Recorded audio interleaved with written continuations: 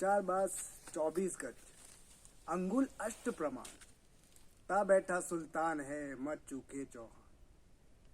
ये सब थे आपके पृथ्वीराज के अभिन्न मित्र कहे जाने वाले चंद्रवर दाई के। ये सब इन्होंने उस समय बोले थे जब आपके पृथ्वीराज चौहान को बंदी बना दिया था मोहम्मद गौरी ने, और गरम सलाखों से उनकी आंखें फोड़ दी थी। तभी कुछ लोगों ने बोला कि ये पृथ्वीराज चौहान शब्द भेदी बाण का ज्ञाता है, और यह सुन के वो अचंभित हो गया कि ऐसे कैसे हो सकता है, एक ऐसा व्यक्ति जो दृष्टिहीन है वो शब्द वेदी बाण कैसे चला सकता है। तो आज मैं आपको पृथ्वीराज चौहान के बारे में थोड़ा बताना चाहूँगा कि भारत के अंतिम हिंदू शासक जिन्होंने दिल्ली की गद्दी पर राज किया था, कैसे इन्होंने 16 बार मोहम्मद गौरी को परास्त किया और हर बार जीवन दान दे दिया।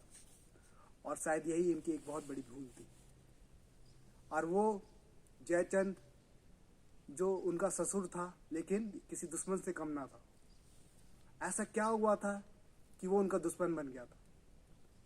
तो बात यह है आपकी, जब आपका कन्नौज में स्वयंवर हो रहा था आपका सहयोगिता का, जो उनकी पुत्री थी जयचंद की, और पृथ्वीराज जो चौहान थे जो उनसे अति प्रेम करते थे, तो उन्होंने उनका अपहरण कर लिया और उनसे विवाह कर लिया। यही एक मुख्य कारण था पृथ्वीराज चौहान और जयचंद की दुश्मनी का।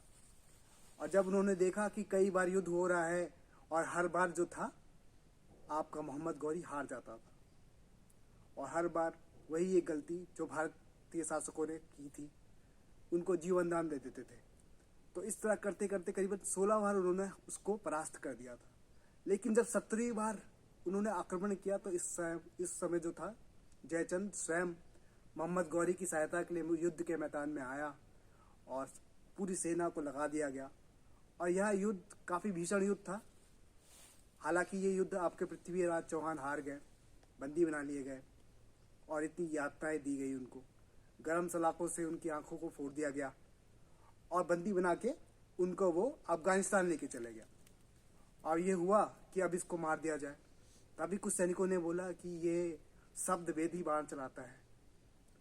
साथ में इनके मित्र भी थे जिनको बंदी बनाया गया था, जिन्होंने लिखा है पृथ्वीराज रासो। तो उन्होंने बोला हाँ ये जानता है, आप कहो तो ये दरबार में इस विद्या का पेश कर सकते हैं आपके सामने।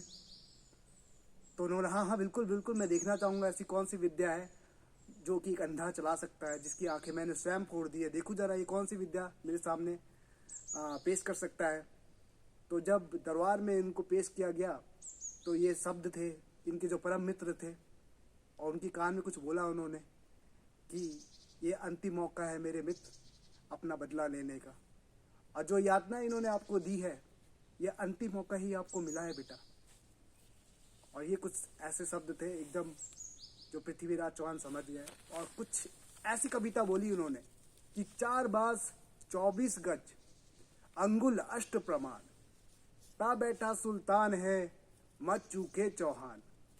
और ये जो शरण थे पृथ्वीराज चौहान ने तुरंत एक बाण उठाया और सीधा मोहम्मद गौरी के कंठ पे मार दिया, और मोहम्मद गौरी तुरंत नीचे गिर गया और मर गया। इस तरह से उन्होंने बदला तो ले लिया, लेकिन ये एक इतिहास के लिए सीख थी कि कभी भी अपने शत्रु को इतना छोटा नहीं समझना चाहिए। देखिए 16 बार उन्होंने उसको परास्त किया लेकिन जीवन दान दे दिया। शायद इतिहास की इस बहुत बड़ी भूल थी।